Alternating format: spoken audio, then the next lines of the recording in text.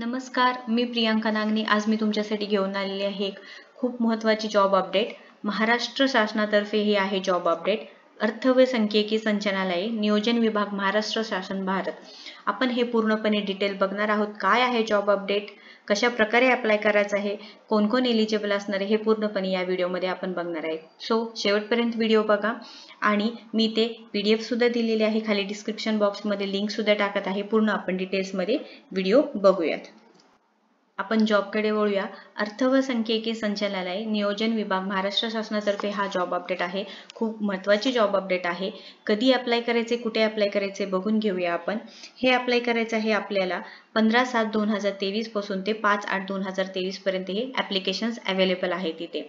So इथे आपल्याला PDF सुद्धा आहे, ते सुद्धा आपण बघणार आहोत. PDF आहे 21 पानी PDF आहे. आपण हे पूर्णपणे डिटेलमध्ये बघूया. अर्थ व सांख्यिकी संचालनालय, नियोजन विभाग, महाराष्ट्र शासन यांच्यातर्फे हे आपल्याला जॉब अपडेट आहे. 15/7/2023 पासून तुम्ही फॉर्म भरू शकता. 5/8/2023 पर्यंत हे लास्ट डेट आहे. सो हे पदांचे तपशील बघूया. म्हणजे काय, कोण अप्लाय, कोणते पदे अवेलेबल आहेत हे बघूया. सहाय्यक संशोधन अधिकारी गट क्रमांक ब रज. त्यानंतर सेकंड आहे सांख्यिकी सहाय्यक गट क्रमांक क. म्हणजे वेगवेगळ्या पदांसाठी वेगवेगळे सॅलरी आहे.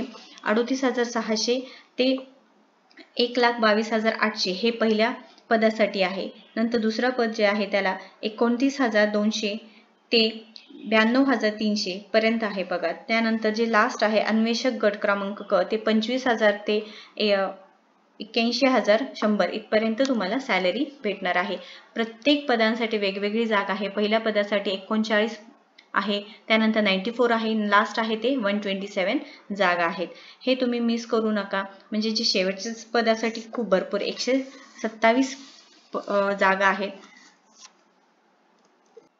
सो तुम्ही कोणत्याही पदांचं म्हणजे तुमचं जे क्रायटेरिया बसेल तिथे तुम्ही फॉर्म फिल करू शकता. आपण डिटेलमध्ये बघूया.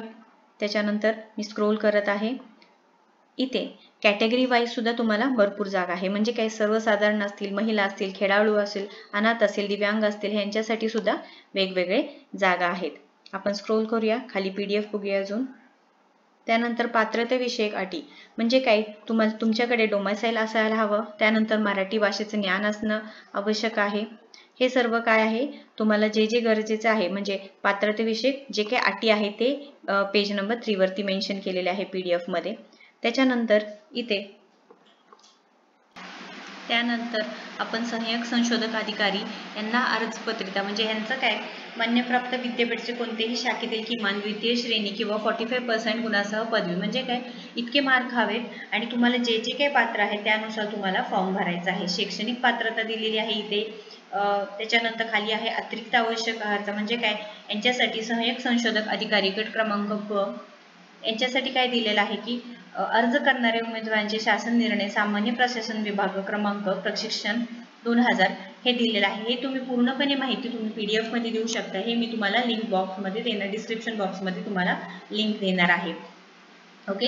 हे प्रत्येकासाठी वेगवेगळं आहे. वयोमर्यादा दिलेली आहे. वयोमर्यादा असेल वय किमान 18 वर्ष पूर्ण असावे. म्हणजे काय, तुमचं वय 18 वर्षाच्या पुढे असायला हवं. ठीक आहे. त्याच्यानंतर हे पूर्णपणे PDF 21 पानी आहे. त्याच्यानंतर इथे 45 वर्षापर्यंत दिव्यांग उमेदवारांसाठी हे वयोमर्यादा आहे. म्हणजे प्रत्येकासाठी वेगवेगळे एज वयोची मर्यादा आहे. ठीक आहे. हे पूर्णच आहे. व्हिडिओ जर आवडला असेल तर नक्की लाईक करा, शेअर करा आणि माझ्या चॅनलला सबस्क्राईब करा. असेच दररोज तुम्हाला नवीन जॉब अपडेट्स भेटत राहतील. थँक्यू.